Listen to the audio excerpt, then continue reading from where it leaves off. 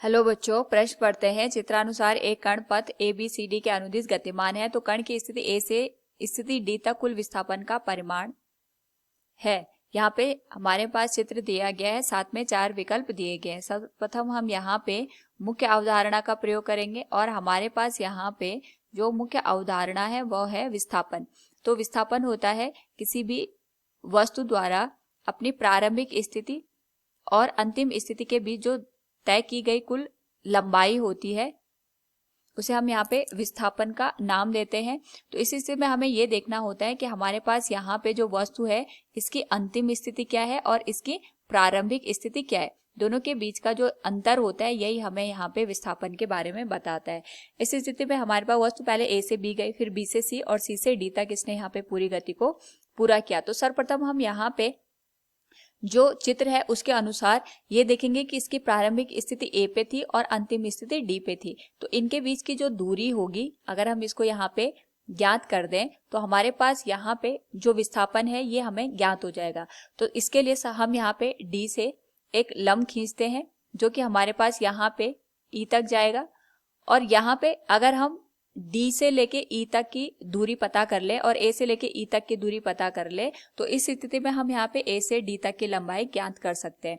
तो सर्वप्रथम हम यहाँ पे जो हमारे पास त्रिभुज ABC दिखाई दे रहा है, अगर हम इसकी बात करें त्रिभुज ABC में हमारे पास जो A से लेके C तक की दूरी होगी, इसको हम पाइथागोरस प्रमेय से ज्ञात करेंगे। ये आ जाएगा 3 का वर्ग प्लस 4 का वर्ग। इसका वर्गमूल लेने के बाद ये जो हमारे पास मान निकल के आएगा ये 5 मीटर के बराबर निकल के आएगा।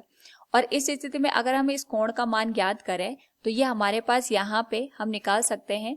ये आ जाएगा cos थीटा बराबर, इसको हम लिखेंगे बेस 3 मीटर और ये विभाजित हो जाएगा कर्ण 5 मीटर के साथ। तो यहाँ से जो थीटा की वैल्यू हमारे पास निकल के आएगी ये 53 डिग्री के बराबर होगी, क्योंकि ये हमारे पास यहाँ पे 53 डिग्री आ गया।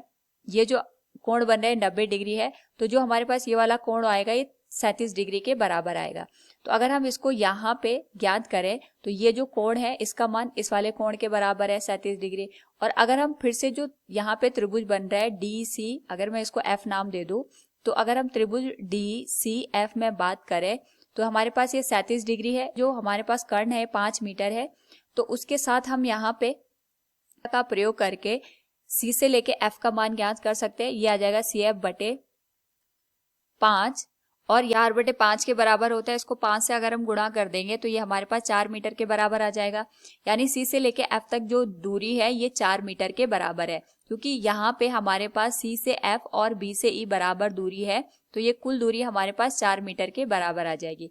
इसी तरीके से अगर हम यहाँ पे साइन 37 डिग्री का प्रयोग करें तो साइन 37 डिग्री का मान हमारे पास यहाँ पे 3/5 के बराबर होता है। और यहाँ से हम ज्ञात कर सकते हैं कि हमारे पास जो F से लेके D के बीच की जो दूरी है ये यहाँ पे 3 मीटर के बराबर आ जाएगी। यानी यहाँ पे ये जो दूरी है ये 3 मीटर के बराबर आ गई। यहाँ से यहाँ की जो दूरी है ये 4 मीटर के बराबर आ गई। तो जो कुल दूरी है ये 7 मीटर हो गई। यहाँ से यहाँ की जो कुल दूरी है ये भी हमारे पास यहाँ पे 7 मीटर के बराबर आ गई।